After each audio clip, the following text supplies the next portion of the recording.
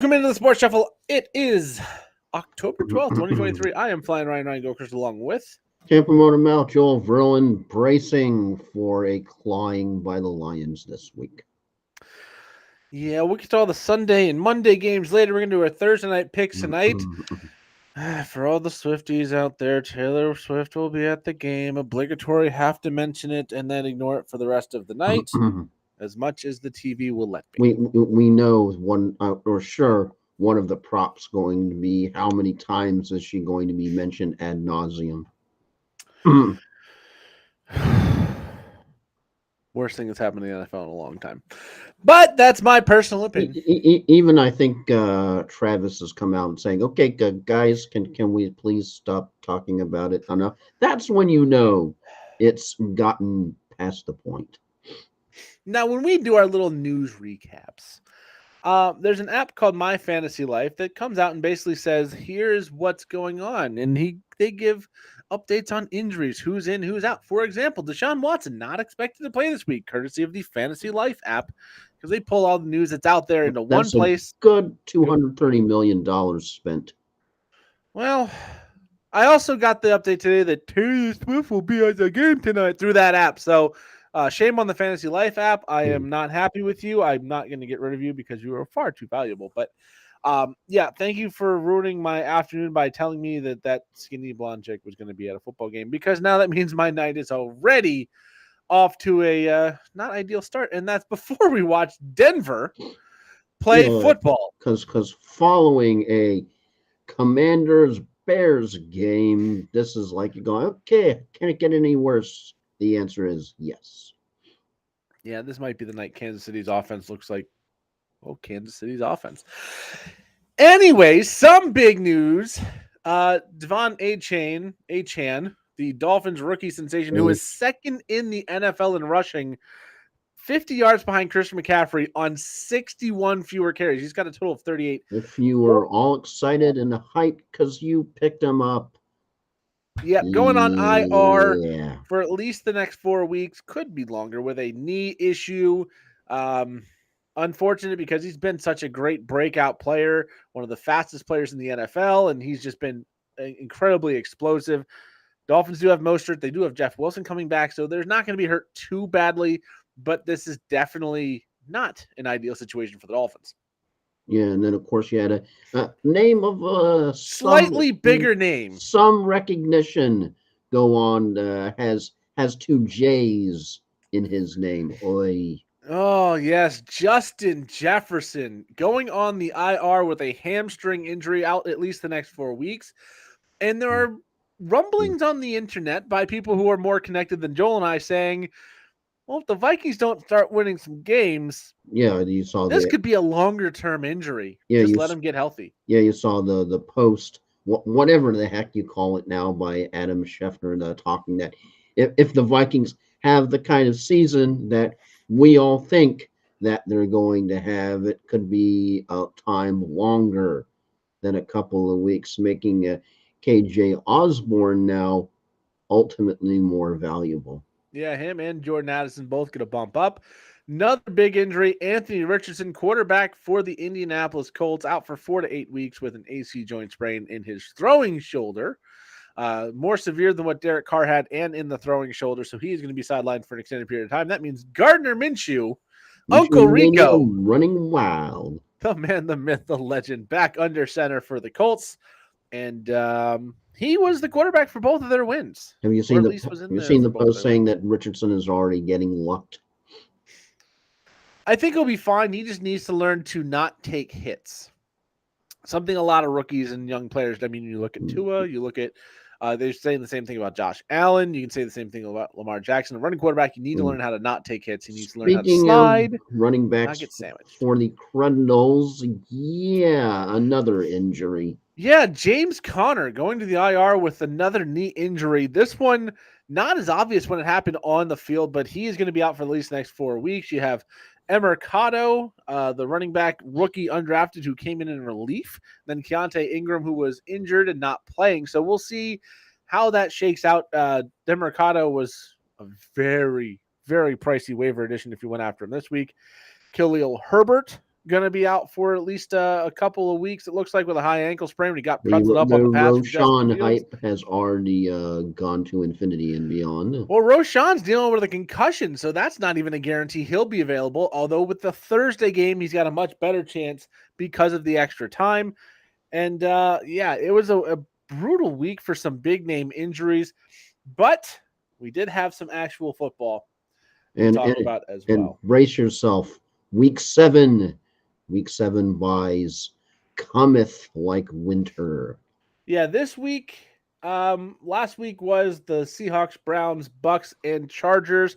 Some big, heavy hitters last week on the bye week. This week, only the two teams, only the Steelers and the Packers. So fantasy assets not as impactful. That's almost a blessing. Yeah, not as impactful. Yeah, you lose Najee, you lose Dobbs, and all that. But next week, I think Najee has already been lost this year already. Next week, not super impactful, but definitely some teams you are not going to like missing. Panthers, you could probably give them up. Jets, you can give them up. Texans are Panthers is pretty much Thielen. That's Thielen.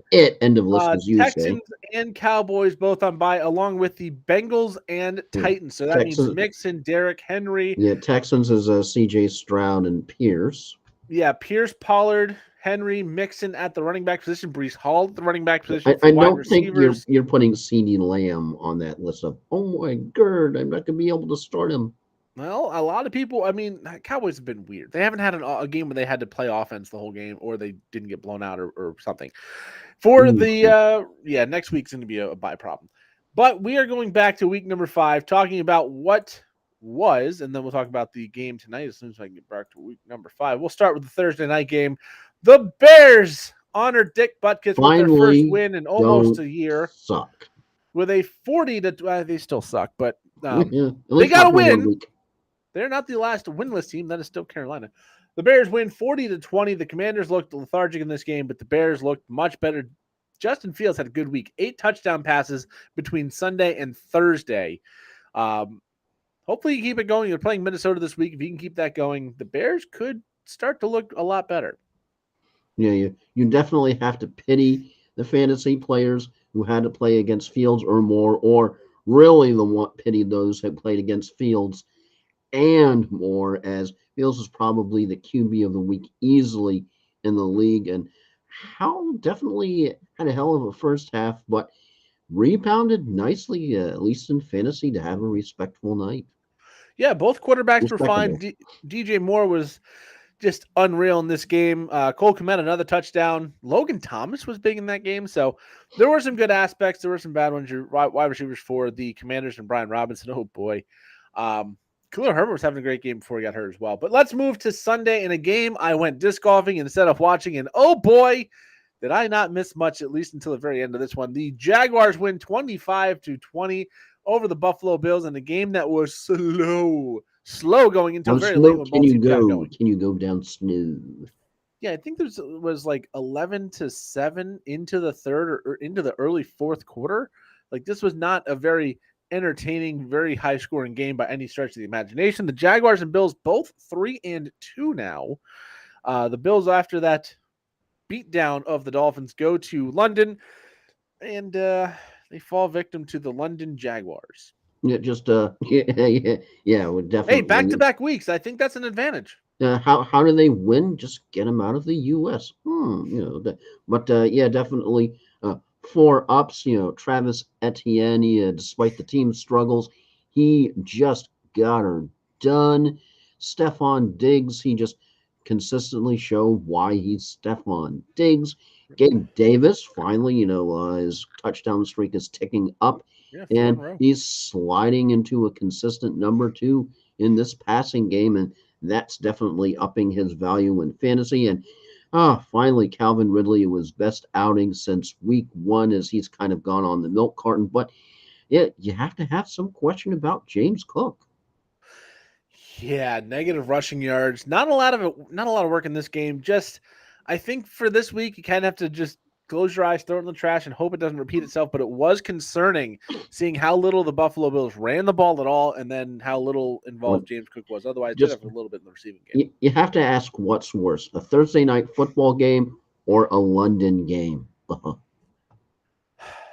I mean, it really does depend on the matchup. This one should have been a more entertaining game, but I don't really enjoy the London game. Seems like the Germany games, they do have a better time of picking good teams. This year's Germany game, one of them is Miami and Kansas City. Both teams 4-1, the only two 4-1 teams in the AFC. But the London games, they tend to just throw whoever, and the Jaguars are willing to go over there and stay over there. So um, I'll take the Thursday nighters. At least that breaks up the monotony of the week. On Sunday, you have enough going on. Anyways, to the main slate of games, the Houston Texans take a late lead Too hot Atlanta. and fall short of holding it 21-19. Desmond Ridder, undefeated at home. As much as we want to talk crap about Desmond Ridder, the fantasy asset, he has not lost a game in the Mercedes whatever the arena is, the new one, Mercedes-Benz, because it's now Caesars and it used to be Mercedes-Benz Superdome. The Mercedes-Benz Stadium in Atlanta. He has yet to lose a game. The Texans, CJ Stroud led a should have been game-winning touchdown drive, but Younghoe Koo gets the game-winning field goal at the end of regulation. Bijan Robinson, he can catch real good. A couple of nice one-handed catches in this game. But I think this is two teams you're a little concerned about the long-term prospects of, even though it was a balanced game, even though both these teams are around 500, Falcons 3-2, Texans 2-3. I think you're concerned that these two are not going to go far. Yeah, because C.J. Stroud definitely looking poised when accurate from the pocket. Desmond Ridder, as you mentioned, excelled running the Falcons' quick strikes. Bijan has just amazing hands, and I know it could have been a better day, but still not altogether terrible. And Drake London all of a sudden looks like the most impressive wide receiver in this game. You're going, well, why? And of course, the three whammies, yeah. C.J. Stroud, he might have been poised, but he looked uncomfortable when he was on the move. Yeah, Pierce and that Texans run blocking struggling all game. The line's getting healthy, though. Long. So getting healthy a little bit better. And yeah, they had a little bit of a burst when the season started, but Atlanta's fantasy handcuffs, Jonnu to Pitts and Aguilar to Bijan, just man, they're spinning their wheels like they're stuck in mud.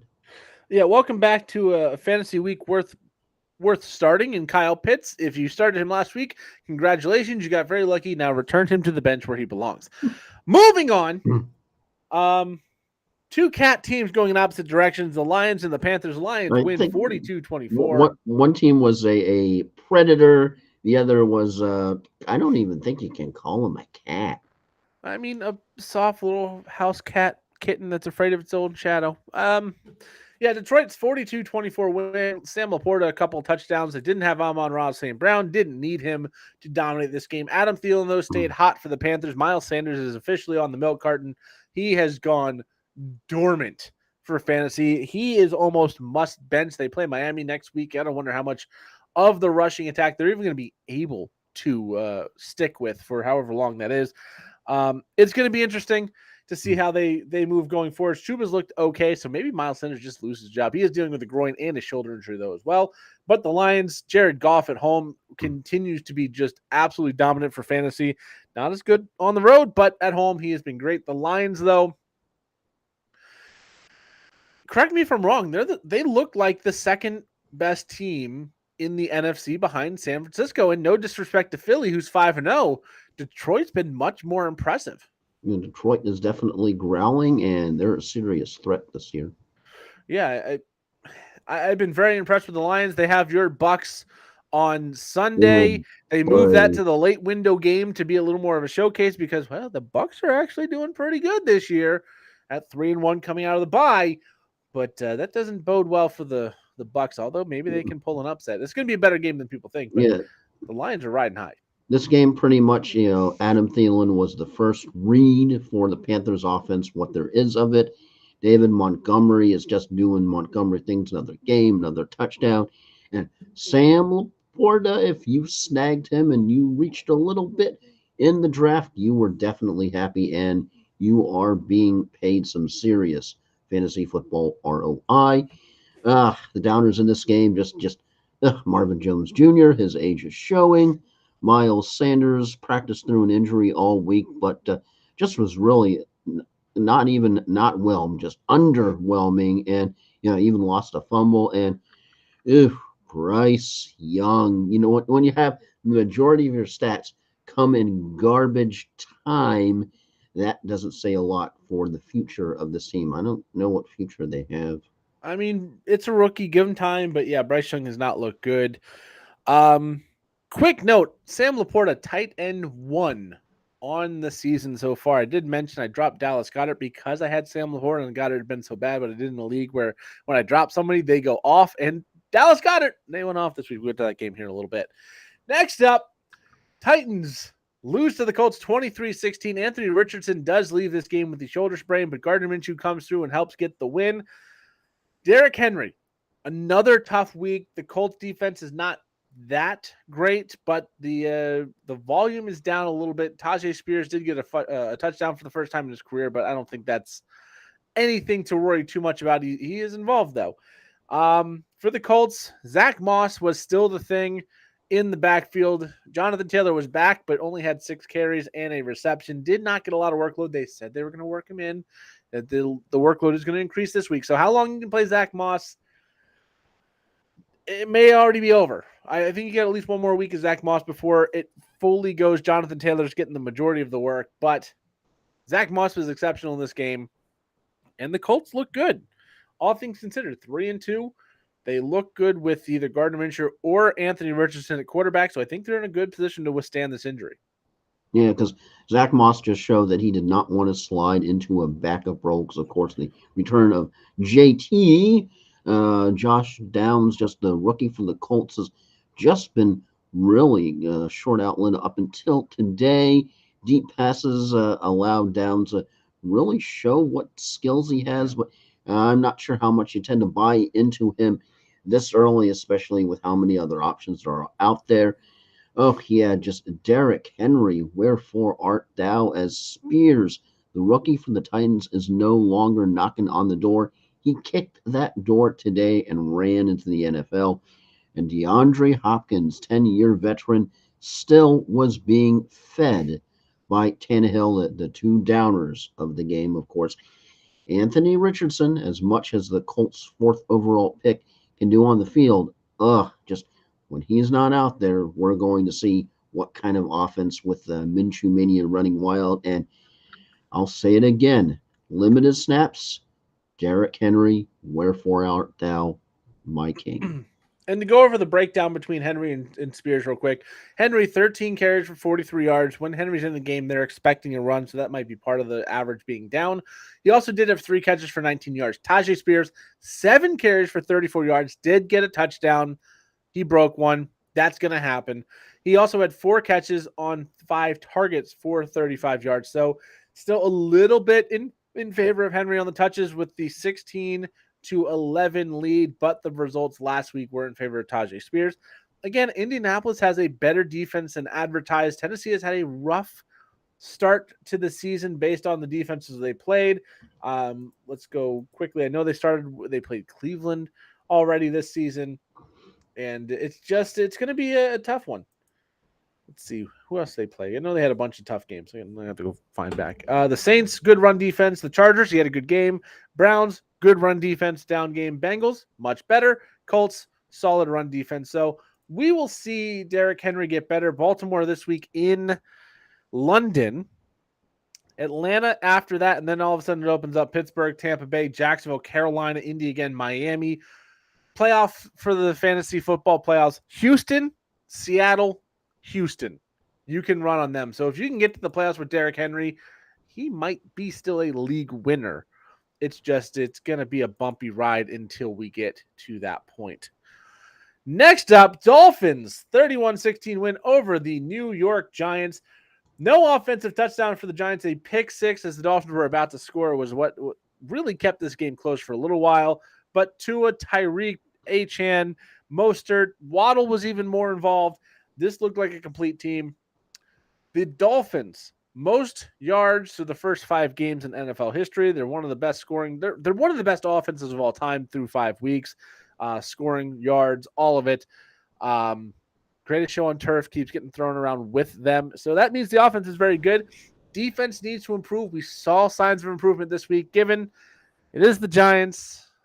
They don't have Barkley. They did injure Daniel Jones with a neck injury. We'll see if he can play this week. But Giants fall to 1-4. Dolphins 4-1. They get Carolina next week. So they move ahead of the Bills in the division, and they get a soft matchup next week. So it's a good chance going into the Week 7 matchup, which I believe is against the Eagles, which should be a really good game. They will at least still be first place in the AFC East. Yeah, as just the promising day by Devin Anchan was, just brutal how all of a sudden he had to go now to the injured reserve, even with that just absolutely breaks the hearts in anyone who picked him up off the fantasy wire after just the unbelievable explosion of the first quarter that he's had in the couple first games, and now he's injured. Of course, Mostert. Just this run game, it's a two-headed beast, and there's enough to feed on for both. And brutal injury news, of course, just finally when he has an uptick. Darren Waller injured for this weekend. Of course, that's overblown. He's had the groin injury all season. He came out and said Wednesday was a rest day. Don't read too much into that. He'll be fine. But for the Dolphins, Achane was running away with the early Rookie of the Year look, and if he's only out 4 weeks, I think he can still come back and catch that rushing title he was approaching, and he can still win Rookie of the Year. But it is a big blow. Of course, out of these three bummers, the biggest bummer has to be Daniel Jones. Depending upon the tests and the results of the tests, might be season over. So, but just every week seems to be even more embarrassing than the last. All the hype for, of course, Matt Breida, and just not a whole lot of return on the fantasy investment. And are you buying into Wendell Robinson at all? In deeper leagues, I've got him in the 16-teamer. I don't know if he's ever going to hit my roster on my lineup, but he's going to have some juice. Danny Dimes, more like Danny Plastic Pennies out there lately. And unfortunately for him, that neck injury, it doesn't sound like it's going to be a long-term injury. He felt better, and then he's felt worse today or yesterday. So we'll see if he's going to miss a lot of time. They're playing Buffalo this week on Sunday Night Football, so maybe Tyrod Taylor, the revenge game.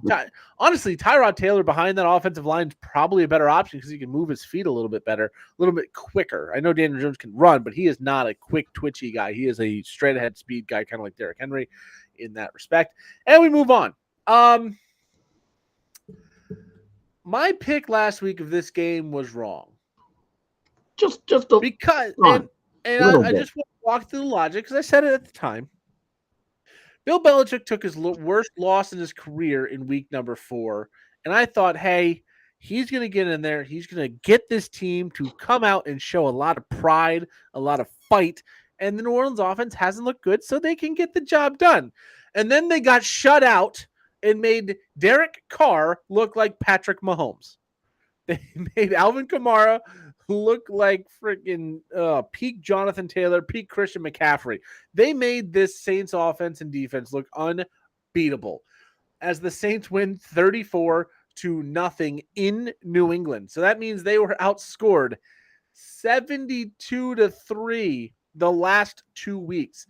And at one point in this game, I asked my friends, is New England the worst team in the NFL?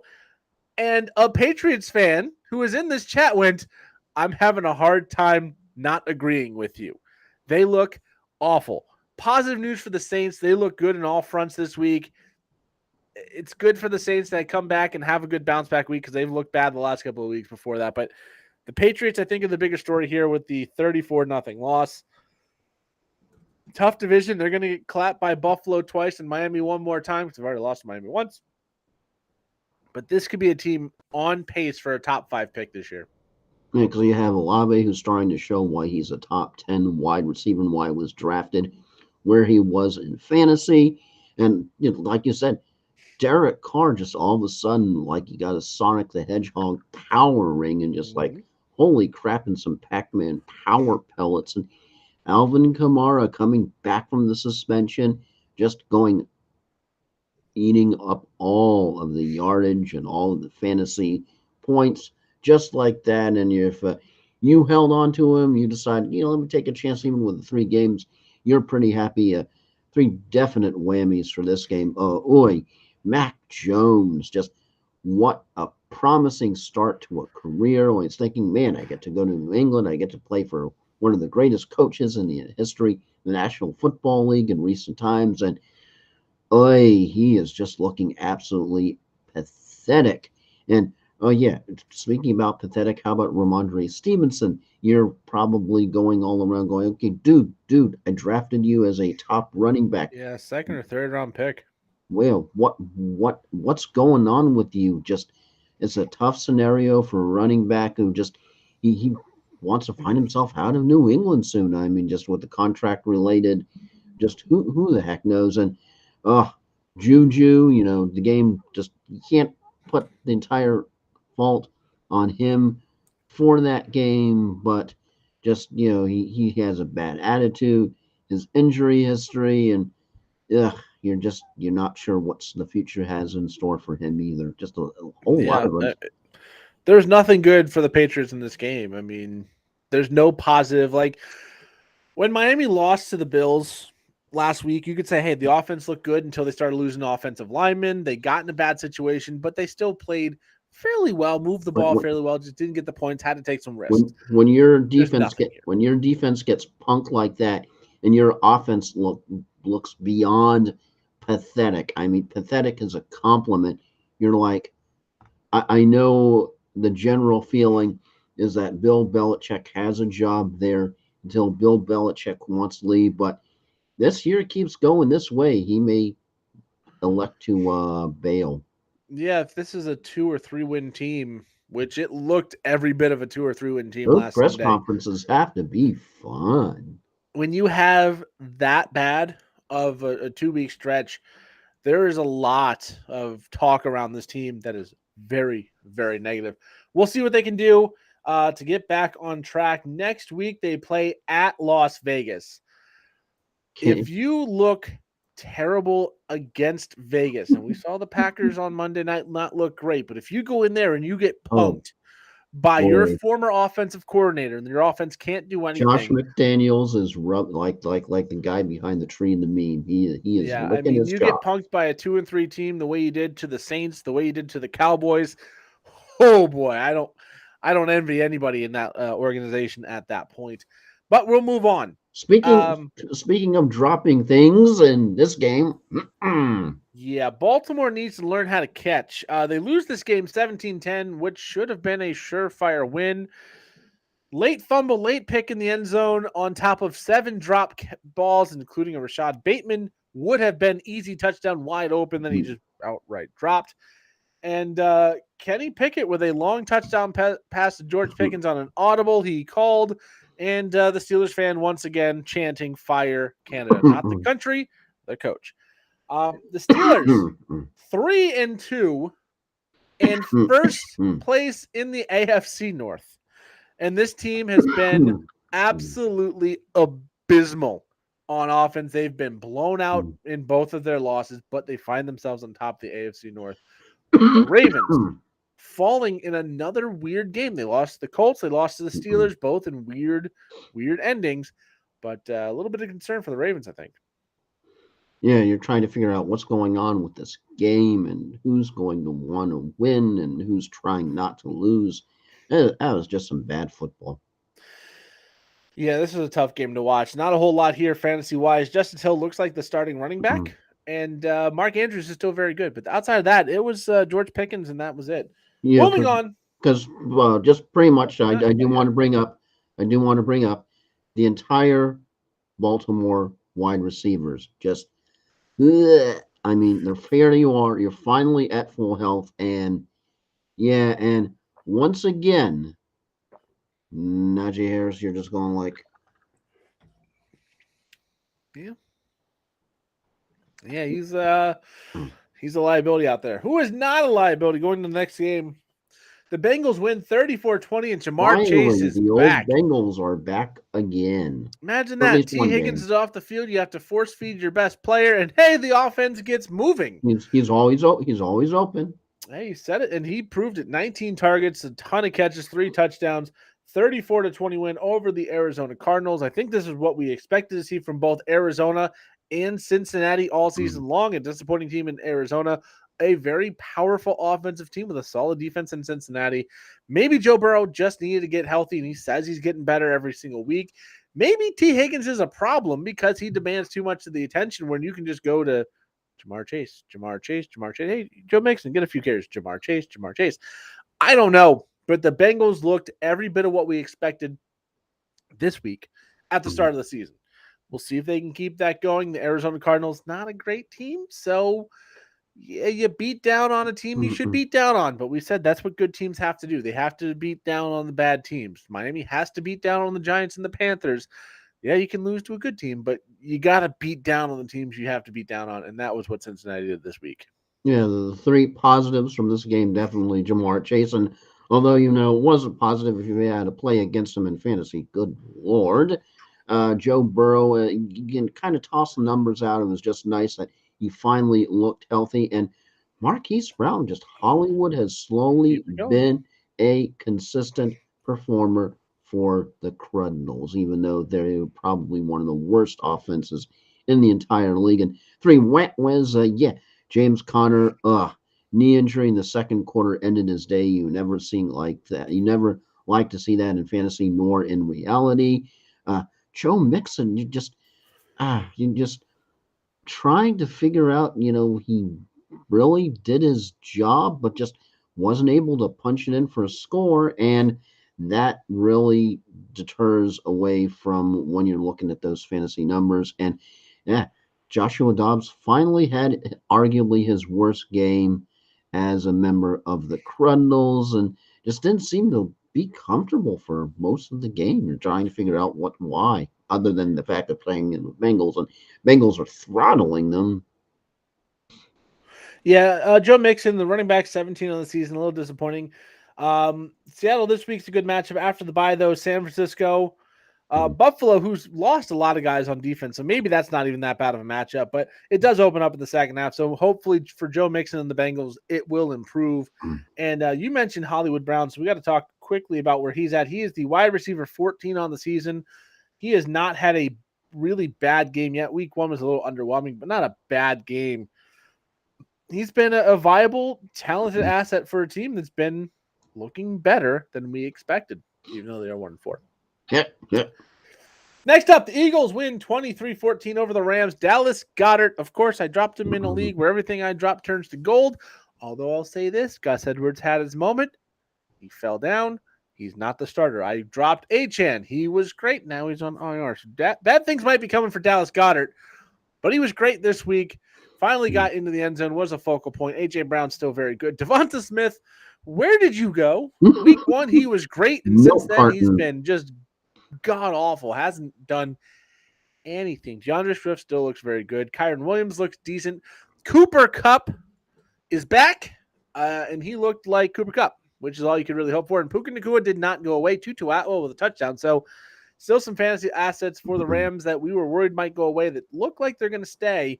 But the Eagles do get the win 23-14. They do move to 5-0, even though if you look at the Eagles, you look at the Lions, you look at the Niners and the NFC, the Eagles to me are the least impressive of those 3. And those are clearly the top 3 in that conference right now. Seattle may be a close 4th.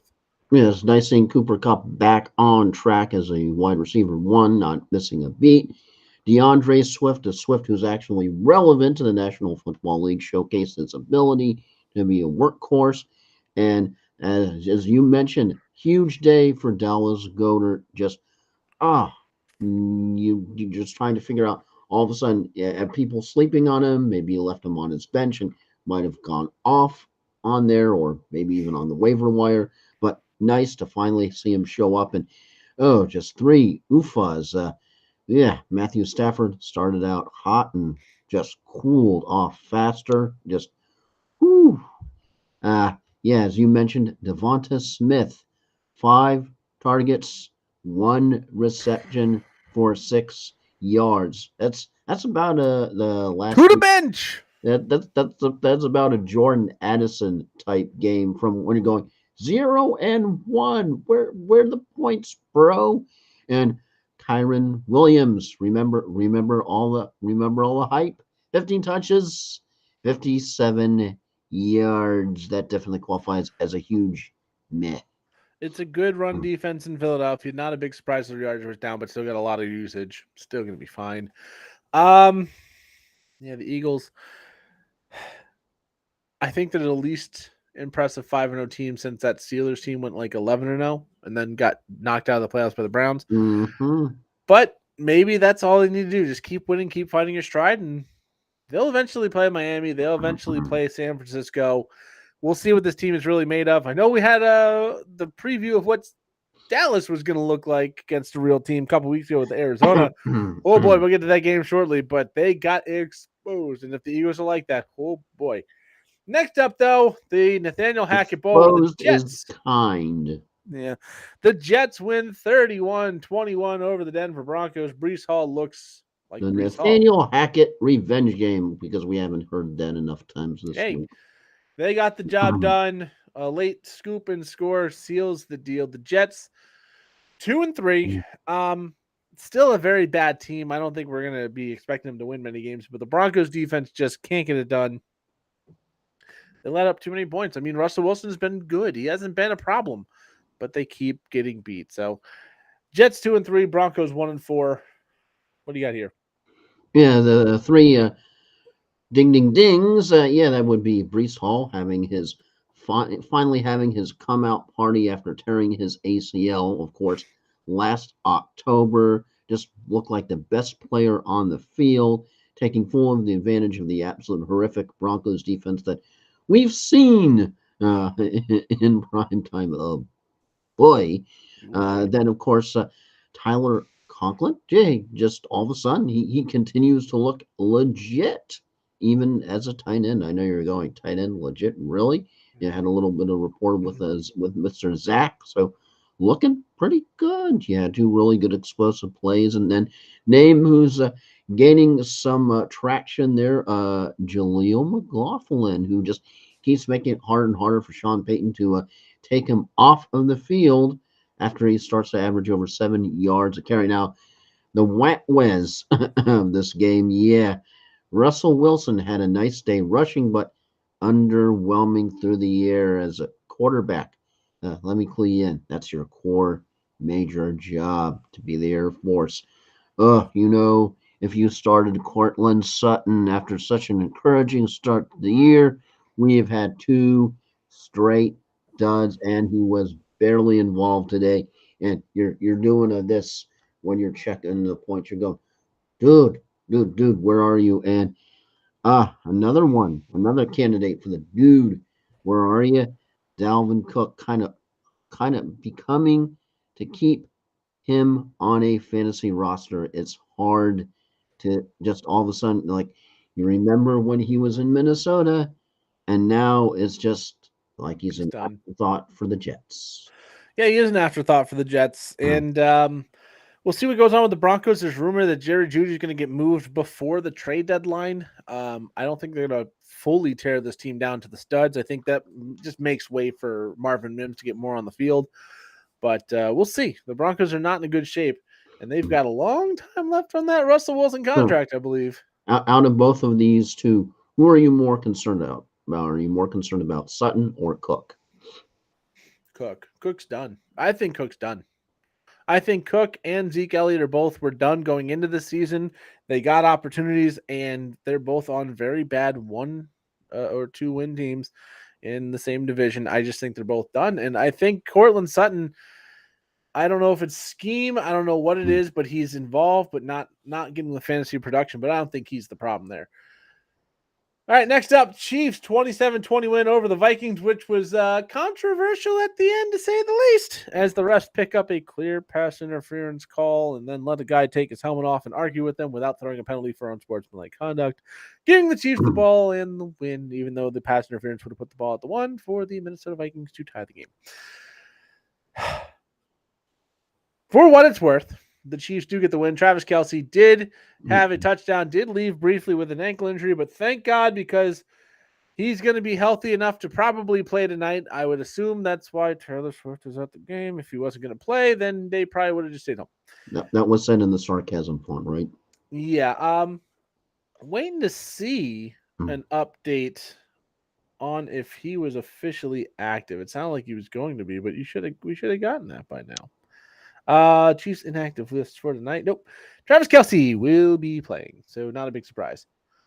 Yeah, from this game, other than the officiating, which would definitely be a big downer, the two ups definitely had to be, of course, Pat Mahomes, 2 touchdowns, passes, and no turnovers, which is always a bonus in fantasy and reality. And, of course, Travis Kelce overcame what seemed to be a serious injury. Anytime somebody throws a helmet down, it's not a light, oh, hey, we can just sort of ignore it and take some painkillers and we can get back there. And he's still caught a touchdown. Yeah, he's a real MVP there. And yeah, just the downs.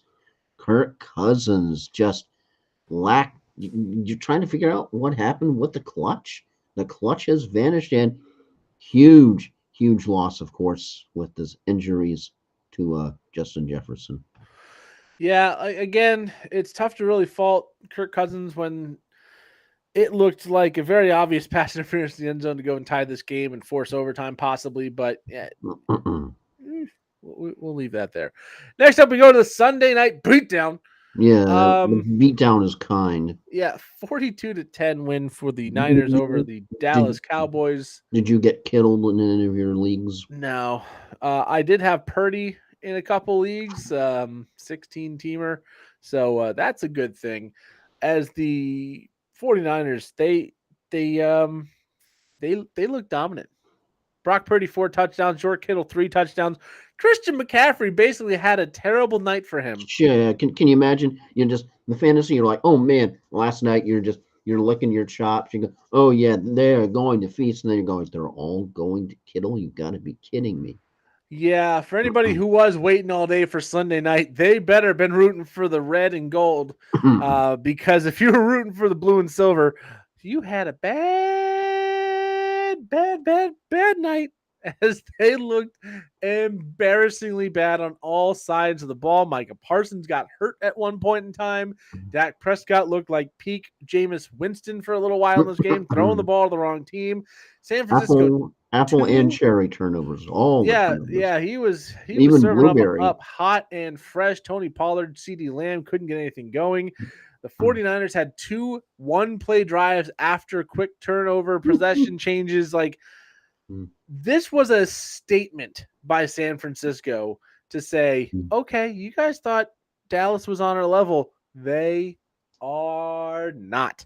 And Dallas, I mean, Kittle had the F Dallas shirt under his jersey, and Micah Parsons said, well, if you want to make it personal, we can make it personal. Well, I think losing by 32 made it personal enough for it should.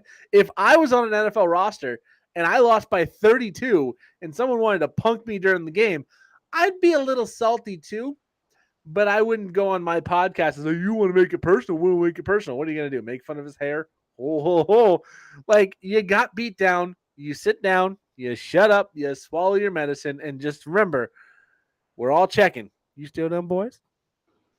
Yeah, the official move it, get out of the way, definitely dedicated to the Dallas Cowboys this week. Oh boy, the ups. Kittle, when you have 3 catches and every single one of them is for a touchdown, that's like a fantasy game. You're just going, you're playing Kittle, you're doing a lot of expletives and swearing and lots of other words. And and of course, Brock Purdy, 4 touchdowns, the most he's thrown in one game in his NFL career. Not a nice, not a bad destiny for Mr. Irrelevant. Seriously, all of a sudden, everyone wondering, is he legit? Is he legit? Yeah, I think he's legit when you lay a smack it down on Dallas. And, just the downs for this game, just 2 well-known, just Dak Prescott, you're not too surprised to have him as a down, barely 150 yards passing, just 1 touchdown to go with his 3 pickaroonies.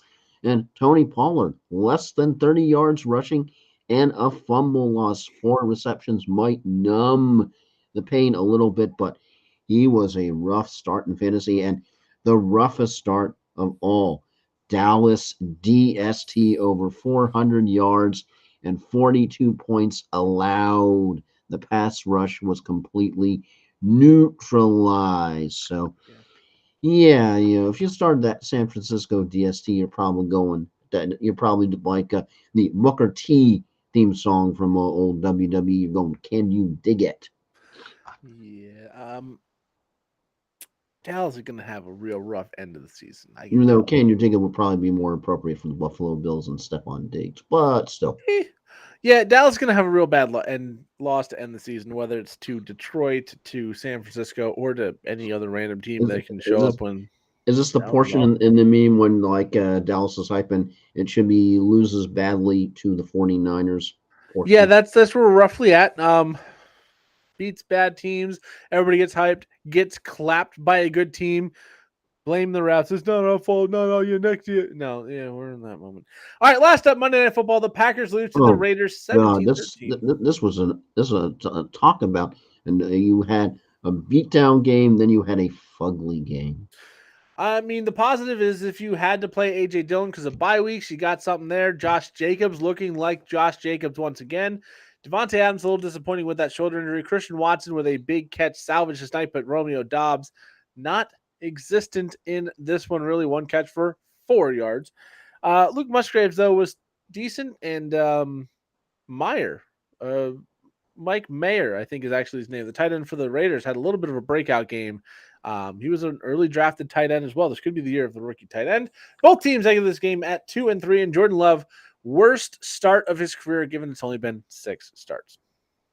Yeah, so that's like not really saying much. Huh. Yeah.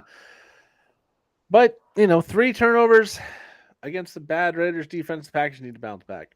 Yeah, After well, the bye. just way down Jordan Love and the Packers. Down Raiders offense.